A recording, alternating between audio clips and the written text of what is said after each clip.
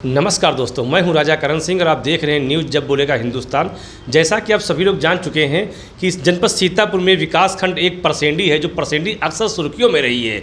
वो चाहे ब्लॉक प्रमुख से रही हो या खंड विकास अधिकारी को रही हो। ऐसा ही एक प्रकरण मामला फिर सामने आया है, जिसको खंड विकास अधिकारी को लेकर के जिला अधिकारी को ज्ञापन दिया गया है। तो हमारे बीच में जो लेखराव जी हैं, लोधी जी, उन्होंने एक शिकायत पत्र डीएम को दिया है। आखिर क्या मामला है, आखिर क्यों जो परसेंडी ही ब्लॉक बार बार सामने आ रहा है और आखिर इस पर क्यों कार्रवाई नहीं हो रही। तो आज जानते हैं लेखराम लोधी जी से, आखिर जो नया मामला फिर से आया है, करोड़ों का है वो भी, तो क्या मामला है, कैसे क्या चीज़ों के लिए। आज मेरे चैनल में बहुत स्वागत है। आपने जिला अधिकारी को प्रार्थना पत्र दिया है खंड विकास अधिकारी के, उसमें क्या मामला है पूरा ये? धन्यवाद आपका। देखिए, ये बहुत बड़ा मुद्दा है। अभी कुछ दिन पहले डीएम साहब ने एक आदेश निकाला था, सीडीओ साहब ने एक आदेश निकाला था कि जिन ग्राम सभाओं में कायाकल्प हो गया है वहाँ पर नाली खड़ंजा और इंटरलॉकिंग का कार्य हो सकता है। लेकिन और उसमें एक दो नियम और थे कि खंड शिक्षा अधिकारी और सीडीपीओ से एक प्रमाण पत्र लिया जाए और वो प्रमाण पत्र जो है ले जा कर के डीएम साहब से अनुमोदन कराएं। अनुमोदन के बाद ही एस्टीमेटों की स्वीकृति होगी और कामों की स्वीकृति होगी। लेकिन बीडीओ साहब ने ऐसा नहीं किया। अच्छा, बीडीओ साहब का एक पता नहीं कौन से नेताओं का बीडीओ साहब का संरक्षण प्राप्त है, और जबकि भारतीय जनता पार्टी कहती है कि हमारी सरकार में जीरो टॉलरेंस है और ये राजधानी से सटा हुआ सीतापुर जनपद है और सीतापुर जनपद से लगी हुई ब्लॉकें हैं जो उन्हीं में ये तैनात है श्री चंद्रभान जी बीडीओ साहब। और अनगिनत एक आधे भ्रष्टाचार इन पर नहीं है, अनगिनत भ्रष्टाचार हैं भारतीय जनता पार्टी सरकार में। अब मैं क्या कहूँ, या तो कोई बड़ा नेता के संरक्षण में ये काम कर रहे हैं, खूब भ्रष्टाचार कर रहे हैं, चाहे गौशाला को ले लो, चाहे पशुबाड़ा को ले लो। और ये 9 करोड़ का एस्टीमेट एक एक ग्राम सभा में डेढ़ करोड़ का एस्टीमेट कर दिया है, बगैर डीएम साहब के अनुमोदन पे, बगैर सीडीओ साहब के अनुमोदन पे। पता नहीं कैसी कार्यप्रणाली है। आखिर नेताजी, ऐसा क्या मामला है कि जो जिला अधिकारी के बिगिन निर्देश के बिगिन उनकी जानकारी में बीडीओ साहब ऐसा कर रहे हैं? देखिए, बीडीओ साहब का मानना है कि इनकी जो है सेवा के कम दिन बचे हैं, तो जितना अधिक से अधिक ये धन अर्जित कर पाएँ। और इनका एक जो पैसा लेने का तरीका है बहुत सॉलिड है। लोगों से कहते हैं कि पासवर्ड दीजिए, ओटीपी लीजिए। मतलब पासवर्ड इनका है कि पैसा आप दीजिए, ओटीपी मतलब काम लीजिए। ऐसा कोई प्रधान नहीं है। और डायरेक्ट पैसा लेते हैं, ऐसा कोई प्रधान नहीं है, ऐसा कोई सेक्रेटरी नहीं है जो इनसे परेशान ना हो। डायरेक्ट पैसा लेते हैं, ओटीपी लेते हैं और पासवर्ड देते हैं। तो ये OPT password code word in लोगों का है? इनका कोड, पैसा लेने का कोड वर्ड है। आपसे बात करेंगे तो कहेंगे ऐसा है, ओटीपी मेरा भेज दीजिए और पासवर्ड अपना ले जाइए। मतलब आप पैसा मुझको भेज दीजिए और काम अपना ले जाइए, जो भी काम है।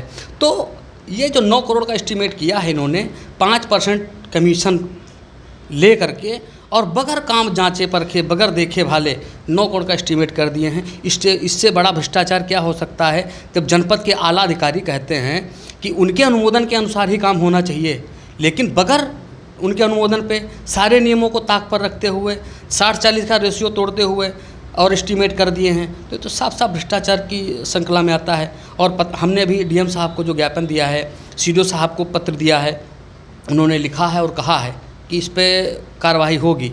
अब देखते हैं अधिकारी। नेताजी, जैसा कि आपने कहा कि काम के लिए पैसा निकाला जाता है, तो विकास अगर हो रहा, काम हो रहा है, तो इसमें आपत्ति क्या है? जैसे किसी चीज़ के लिए आपत्ति ये है कि बीडीओ साहब की ऐसी खराब कार्यशैली है कि काम इतनी घटिया क्वालिटी का ये कराते हैं इनके लोग। मतलब जो कमीशन अधिक लेते हैं तो 1 नंबर का पीला ईंटा लगवा देते हैं, टेढ़ा खंजर लगवा देते हैं, जो नाली में लगना चाहिए मटेरियल वो नहीं लगता है।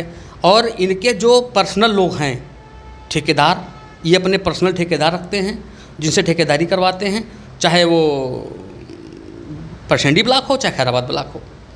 तो जैसा कि एक मानक होता है, जो भी कार्य होता है मानक होता है, तो क्या ये मानक जो इसकी जांच भी होती है, लोग जाते भी हैं, तो क्या बिगड़ देखे और किसी चीज़ के लिए पैसा पास कर दिया जाता है? भाई साहब, इस मानक की बात आप मत करिए। हमने कई पत्र यहाँ दिए हैं जिस पे जिला की टीम, आज तक 6-6 महीने पहले जिला की टीम बन गई थी, आज भी एक टीम जांच करने नहीं गई है।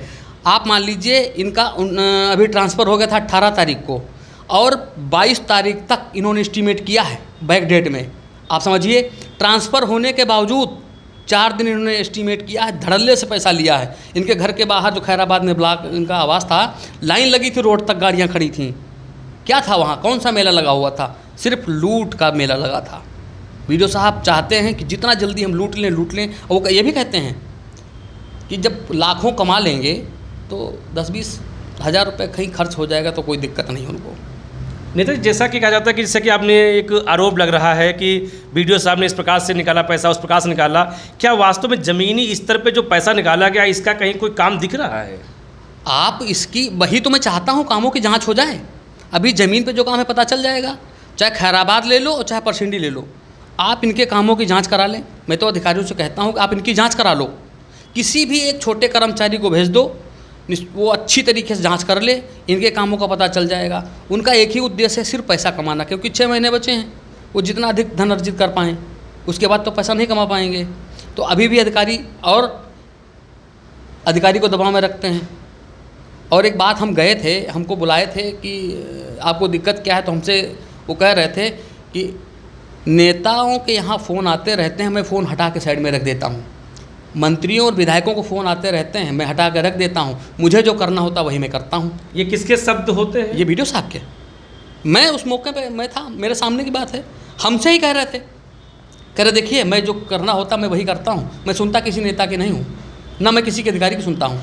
मैं फ़ोन साइड में रख देता हूँ, नेटवर्क नहीं आएगा, जब तक मेरा काम नहीं चलेगा तब तक मैं ऐसे ही करता हूँ। और मेरा एम है, मैं उसको करके रहूँगा। नेता जी, जैसा कि अभी आपने कहा कि अधिकारियों के वो उन्हें सुनते हैं, नेताओं की नहीं सुनते हैं, तो ऐसे में क्या उम्मीद की जाए? जो आपने प्रार्थना पत्र आला अधिकारियों को दिया है, इस प्रार्थना पत्र पर कोई जांच होगी या कोई कार्रवाई होगी? अगर, मुझे तो विश्वास है कि हमारे जो है जिलाधिकारी जी और सीडीओ साहब जो भी हैं वो ईमानदार हैं और अच्छी तरीके से जाँच कराएँगे। अगर ऐसा नहीं होता है तो मैं माननीय उच्च न्यायालय जाऊँगा, हाई कोर्ट जाऊँगा, और वहाँ से मैं जो है न्याय की गुहार लगाऊँगा। और वहाँ से अगर वही नहीं मिलेगा तो मैं सुप्रीम कोर्ट तक जाऊँगा इन प्रकरणों की जांच कराने के लिए।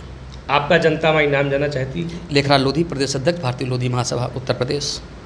तो ये थे लेखराज लोधी जी, जिन्होंने बहुत स्पष्ट में कहा है कि कैसे भ्रष्टाचार परसेंडी में कायम है, अधिकारियों की बात नहीं मानी जाती है, नेताओं के फ़ोन ही उठाए जाते हैं, और परसेंडी ब्लॉक में भ्रष्टाचार का एक कोड वर्ड बनाया गया है जिसमें कहा जाता है कि OPT दो, पासवर्ड लो। हालांकि ये कहा जाता है कि उसमें से हमको रिश्वत दो और हमसे काम लो।